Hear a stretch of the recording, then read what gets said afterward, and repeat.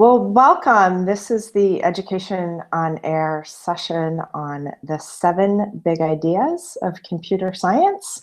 My name is Karen Parker. I'm the program manager for the CS for HS program at Google, which is a funding program for computer science professional development. I'm here, joined with me is Pauline Lake, and I'll let her go ahead and introduce herself. She's got a wealth of experiences and background in computer science and knows the computer science 7 big ideas very well. So we're going to spend some time talking with her about these 7 big ideas and how they apply to teachers' efforts to increase students' understanding of what it means to work in computer science and start to build some knowledge and skills to be a computer scientist. So Pauline, tell us who you are, what your background is. So hello everyone, Pauline Lake. I am currently the teaching consultant for the mobile CSP project in Hartford, Connecticut at Trinity College, where I help to train teachers who are learning to teach the mobile CSP course at their schools, and then I mentor them and support them in the classroom throughout the year as they're teaching the course for the first time. I've helped develop the mobile CSP curriculum, so I have some curriculum background as well, and I also have I graduated with a double major in computer science and educational studies, so this is like the perfect combination of both at the moment. I've also taught App Inventor and mobile CSP in various capacities since 2010. Great, fantastic. Thanks, Pauline. Well, let's just dive into it. Tell us, Pauline, tell me what the 7 big ideas are. And we're gonna, so actually let me frame the conversation a little bit. We're gonna talk about the 7 big ideas. We're gonna talk about the 21st century workforce and how the 7 big ideas apply to that 21st century workforce, what it is.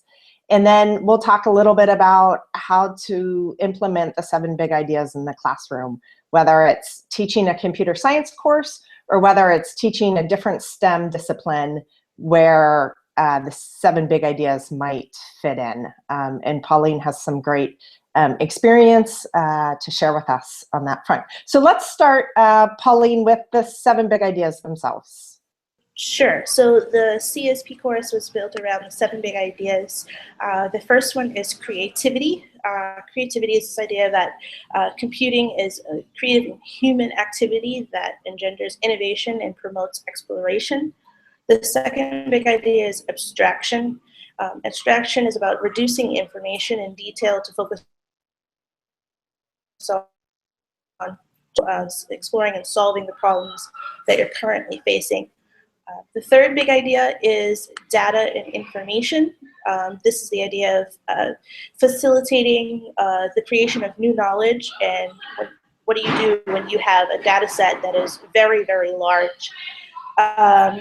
Algorithms is the 4th big idea. So this idea that algorithms are tools for developing and expressing solutions to computational problems. Programming is the 5th big idea. Programming, of course, is the creative process that produces computational artifacts. So you're looking at programming in various capacities. And I can talk later about some examples of the CSP curriculum and how it's being used and how each is using a different tool to teach the programming big idea. The 6th big idea is the internet, which includes everything from the digital devices to the systems and the networks that are around us, and how they are be used to solve problems that we're faced with, and also becoming aware of the possible issues that are connected to using the internet.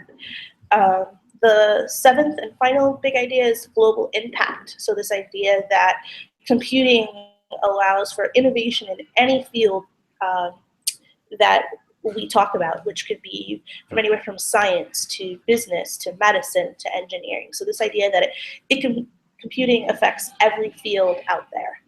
Great. And yeah, to that point, we know from studies and research that has been done that the high-tech sector has grown 11% since 2004, which is almost 4 times faster than the private sector. So this idea that that computing is important as an important discipline to study and understand as a student so that they can be employable and have a good job and have a job that's growing and fulfilling is validated by this information that the high-tech sector is growing 3 times faster than the private sector. And we'll talk a little bit more about that later on. So you threw out a couple acronyms, Pauline, that I want to clarify. CSP, tell us, what does CSP stand for, what it is? Sure. So CSP stands for Computer Science Principles. So there originally was a committee that was put together of various experts in the computer science field who came together and worked closely with the College Board to come up with this new AP course that will become available in 2016. And it focuses on teaching these 7 big ideas, these 7 principles of computer science. So it's a course devoted just to a wide range of ideas instead of focusing just solely on programming or just on algorithms or just on the internet. It puts a little bit of everything together to give a nice little intro to kind of get a diverse group of students to want to go on and study computer science. Yeah, and I like what the College Board has said about this being really the foundation for what a well-educated and informed citizen needs to know and understand about computer science. So let's talk a little bit about this idea of the 21st century workforce. How do you define that term, Pauline? When I say 21st century workforce, what does that mean to you? To me, it's this idea that our world is constantly evolving technologically.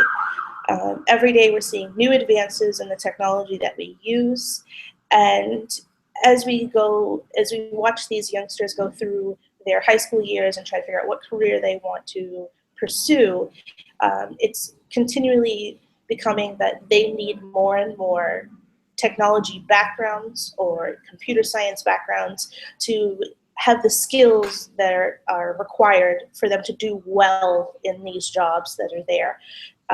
So just an example could be as much as, using the computer, right, to be able to send an email or collaborate with team members on a document. Some students, don't get this experience for various reasons, and a course like CSP would introduce them to all of this and give them the skills that they would need. Great. And can you just give me some practical examples of jobs that require 21st century skills? Like if you were to go out and get a job today that required a 21st century skill set, what job would that be? Job. I think, one that people might be able to relate to would be business. If you go into the business field, you're going to see data sets and you're going to have to do calculations. Can you do something as simple as using Excel or Google spreadsheets? Do you even know that Google spreadsheets exist? You see that so many students don't understand things like Google Drive, Google Docs, that they're there for them to use. So going into business, if you have a data set that you need to look at and examine, are you able to do that? Are you able to navigate through a piece of software that the company that you're working for is using? One could be, we see or hear about a lot is in the medical field. Records are becoming so digital now. They're converting everything and making it digital for patients' records. Does the medical assistant know how to use the software that their company is using to be able to keep track of the patient's documents and input their information when they have an appointment? Yeah. Little things like that sometimes we take for granted. Right, exactly. You know, and that reminds me, your mention of data sets reminds me of a friend of mine that he actually has an undergrad in computer science, but his real passion and excitement for life is studying and looking at the marine life in the Monterey Bay out here in California. And so he has gotten his PhD in marine biology, but to do a lot of his work and his research, he is using programming tools and writing code so that he can collect and analyze data from the National Oceanic and Atmospheric Administration. They collect a ton of data about what's going on in the Monterey Bay, and he uses that data in his research. But he can't really look at and analyze and visualize that data without having some programming skill sets that allow him to manipulate that data. So an interesting, you know, his true passion is the animals and the life in the sea, but computing has been a very important part of his success in his work. So let's talk a little bit about what it means and what it looks like to take these 7 big ideas and bring them into the classroom. Now, clearly, the 7 big ideas are part of the framework for the new AP Computer Science Principles course that is being launched in the 2016-2017 school year. The first AP exam for this framework will be offered in the spring of 2017. So let's talk a little bit about different ways in which to teach this new AP Computer Science Principles course in the classroom. Sure, definitely.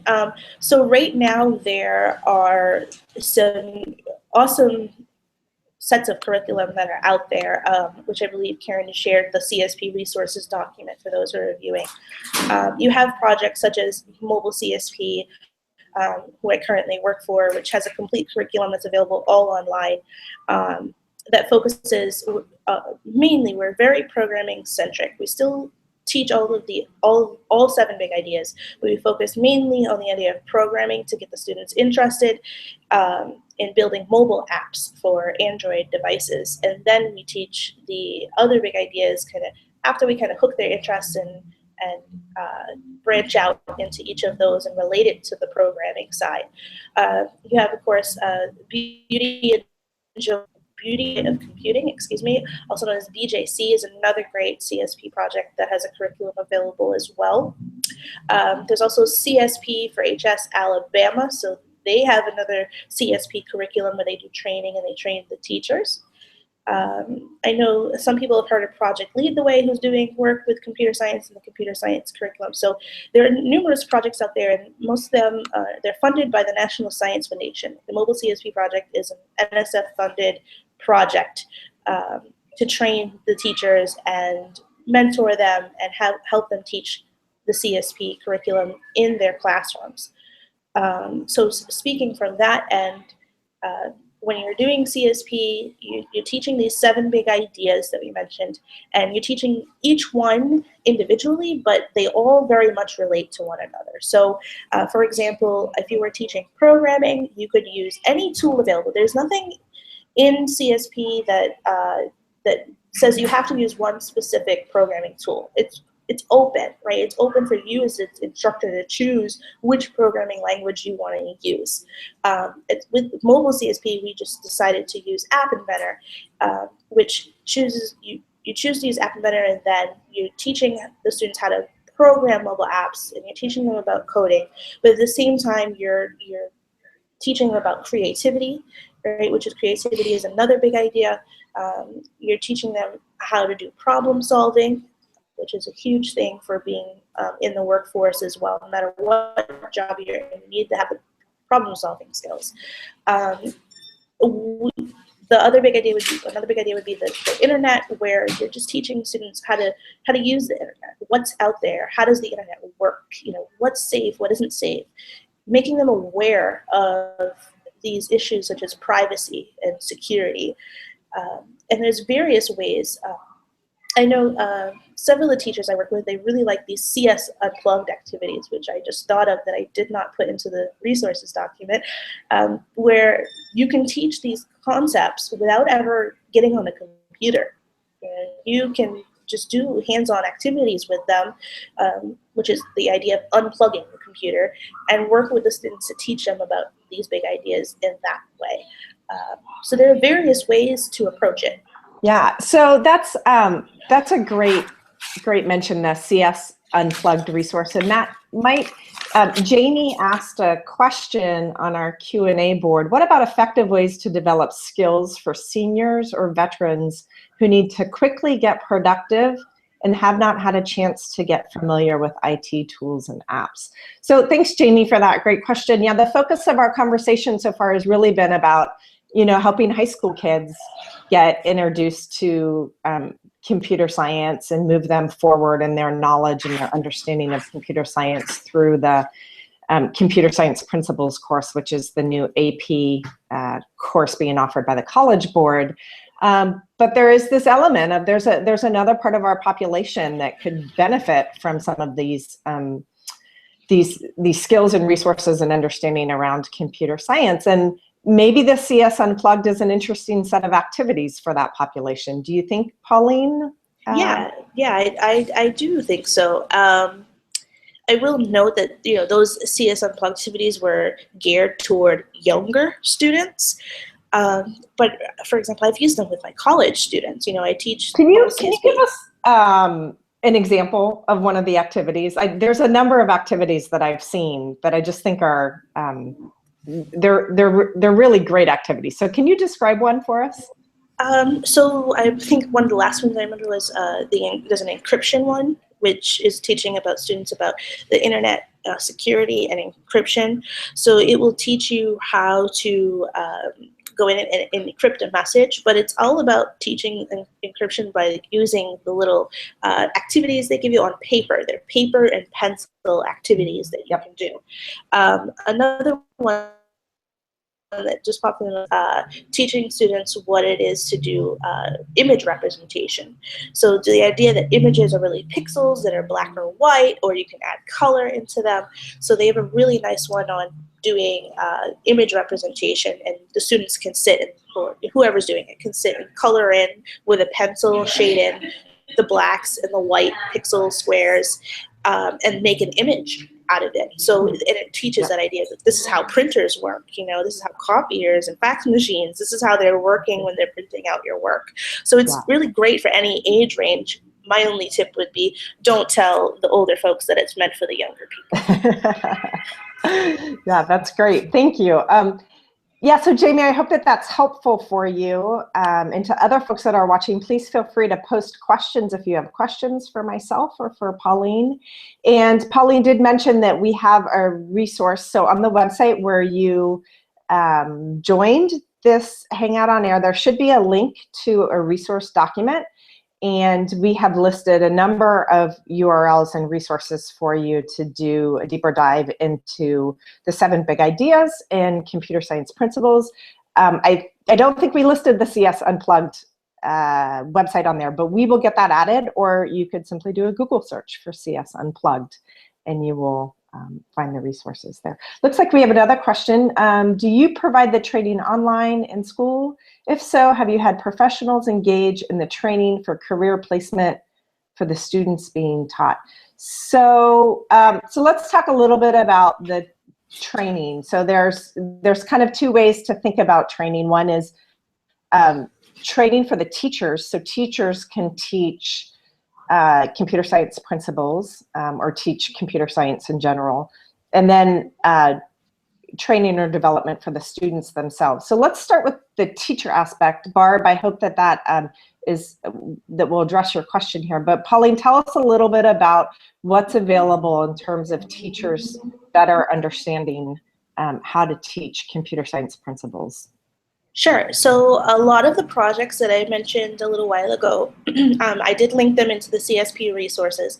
Those projects, I believe most, if not all have online courses that teachers can go in and join. from Mobile CSP's perspective, we have an online course that teachers are able to go on. So we have a teacher branch, which has all the lesson plans and the pieces of the curriculum, the objectives, everything. And then we have a parallel student-facing branch, which is for the students to use. So during an online course, for ours, it's 6 weeks. 6-week online PD where the teachers go through exactly what the students would be going through, but with the help of a mentor who is a previous teacher who's taken the training. So the various projects have various online professional developments. I know just in general for computer science, I hope I don't get in trouble for this, I know that code.org is one that's a big one that is doing training for teachers to definitely take advantage of that in your state. They're looking for that. But there are, specifically for CSP, there are lots of trainings. It's many of them, they're NSF funded, so some of them provide stipends for the teachers during the summer. So definitely check out the links in the resources and see, which project kind of fits what you're looking for. Look through the curriculums first and then decide and see which one might be best for you to go through. And I know dates can be a thing too. I know like Alabama is obviously focused in Alabama. So if you're in Alabama, you can do that. But there are some nationwide ones that you can get involved with. And I'll also make a plug for the CS4HS program at cs4hs.com/current programs. You can see a list of all of the teacher professional development workshops that Google is funding in the 2015-2016 school year. If you look at the website now, it'll be a little sparse. We're in the process of getting those dates updated, so please check back frequently for more dates. And the follow-up part of Barb's question is around helping professionals understand and support students in career placement. So can you talk a little bit about that, Pauline, about how as professional educators, how do we best help students in career placement? So I think it involves really knowing, what is it the student is looking to do. First, starting in definitely reaching out and making sure that they understand that these skills can now be put on their resume, right? So something like programming, if you can program in a language, add it to your resume that you now have this programming background, and working with them, for making the resume. Like that could even be a lesson that you do in the classroom, is building the resume. You're using the computer, the technology to actually build the resume itself. Being able to do internet searches, right? If they're looking for a job in a certain area or looking to see what's available, do they know how to do a good search on the internet? And that's, again, the internet is one of the 7 big ideas, and that's something that can be focused on, is how to do a good search. So I will say that we want to talk about the skills and the things that students get out of CSP. I personally helped develop a program called Mobile Apps for Hartford here in Hartford, and working with Mobile CSP, where students who took the Mobile CSP course went on and were eligible to apply for a 6-week internship through the city of Hartford, where they were building mobile apps for the city. And the students gained so much experience from that. So they were able to put this internship on their resume and have that as a resume builder. So I think any opportunity, encourage them a lot to get involved in the internships that are available to them. And a lot of places, you're seeing now, when they do the internship, they put so much investment into their interns that you never know, they might end up hiring that student. So while they're in school, and you're teaching them, encourage them to take advantage of the internships that are out there and get involved in the internships while they're in school. That will definitely help them when they're looking for placements once they graduate. Yeah. And I'll mention also that a lot of CS4HS workshops, and I think many CSPD programs in general, would welcome the participation of counselors from schools, guidance counselors and administrators, just because the more the more people understand the value and the importance of computer science, the better supported students are going to be. So if you are someone who is in that role as a guidance counselor or an administrator, or you know people that are in that role, encourage them to reach out and participate in some of the PD that's being offered through CS4HS or code.org or Project Lead the Way, any of the PD programs that are happening. It looks like we have a few more questions popping up. Real quick, if you don't mind, you made me think of the accessibility of the course. So the course is meant to be really diverse and really accessible. So it's this idea that anybody can do it. So getting their minority students or special needs students, getting them into this type of class, the CSP class, will help give them that background knowledge they need. And we've seen with mobile CSP, for example, that they are able to succeed in the class. Great, great. Let's see, we have another question. Another question from Barb. As far as placement, are they just engaging in the training, or are they getting the opportunity to be an apprentice in an organization geared to CS?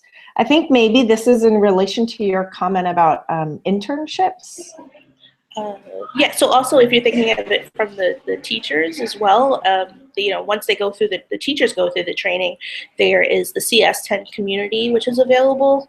That's linked into the resources as well. So there's a network out there for these teachers. Once you're trained, once you go through the training, it's a whole CSP community that is available and willing to help you along the way as you're looking through the curriculums. The students, I'm not really sure, what network they would go under. I